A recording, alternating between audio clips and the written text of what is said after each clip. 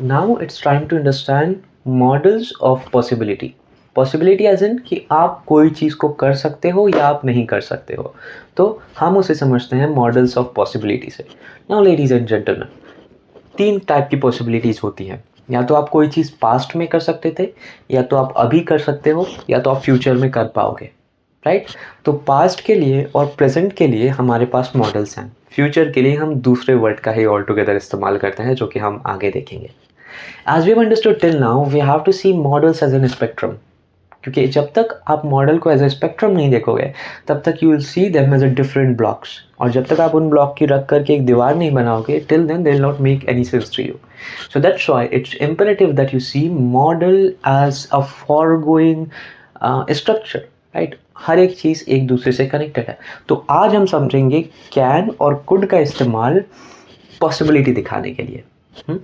अभी आपके पास कोई कैपेबिलिटी है, आई एम सॉरी, कैन और कुड का इस्तेमाल कैपेबिलिटी दिखाने के लिए, not possibility, right. We covered possibility earlier. तो कैन और कुड का इस्तेमाल करते हैं हम पॉसिबिलिटी दिखाने के लिए. अब भी आप कोई चीज़ कर सकते हो. Right now you have the ability to do something. How do you express it?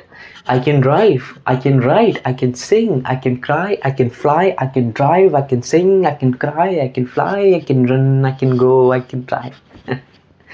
So I can is your modal verb, and then the bare infinitive form of the verb. What is bare infinitive form of the verb?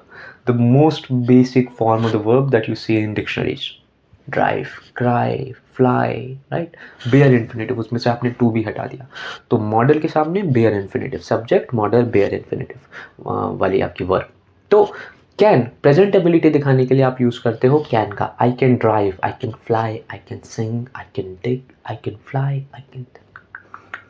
Now try some of the sentences using your own capabilities. आप कुछ चीज़ें कर सकते होगे, उन्हें आप बताइए कि आप कर सकते हो. use your model can, right. बहुत सिंपल सा है. उसके बाद हमारा आता है कुड. अब कुड सर यूज़ होता है पास्ट कैपेबिलिटीज़ दिखाने के लिए कि आप पहले कोई चीज़ कर सकते थे. I could drive, right. मैं पहले ड्राइव कर सकता था. अब इसका इम्प्लीकेशन क्या है? आप पहले कर सकते थे, इसका मतलब अभी आप नहीं कर सकते हो, right. I could not drive in the future. I could not drive 2 years ago. तो अब इसमें आपने बोल दिया कि मैं 2 साल पहले ड्राइव नहीं कर सकता था. Could not drive. तो उसका मतलब वो कि could आपने यूज़ कर लिया ना, तो पास्ट में ट्रू था लेकिन अब ट्रू नहीं है. Now you can indeed drive. You were not able to drive back then. Now you are able to drive. Right? Could is used for past capabilities. You can obviously make negative sentences just by adding a not onto it. Right? और फिर उसके बाद अगर आपको future की बात करनी है तो आप यूज़ करते हो will be able to. I will be able to drive in the future. I will be able to drive 10 months from now, right. आप फ्यूचर में कोई चीज़ कर पाओगे तो आप विल बी एबल टू का यूज़ करते हो, राइट. इसमें से मॉडल अपनी कैन और कुड ही है, और विल बी एबल टू अपना अलग सेंटेंस स्ट्रक्चर है जो हम फ्यूचर कैपेबिलिटीज़ को दिखाने के लिए इस्तेमाल करते हैं.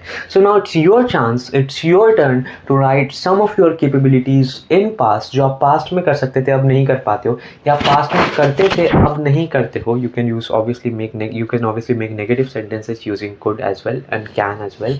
तो पास्ट के लिए, प्रेजेंट के लिए कैन, पास्ट के लिए कुड, और फ्यूचर के लिए विल बी एबल टू की मदद से कुछ सेंटेंसेस बनाइए. And that's how you will know the correct usage of these models, specifically the use of can and could in showing capability. Thank you.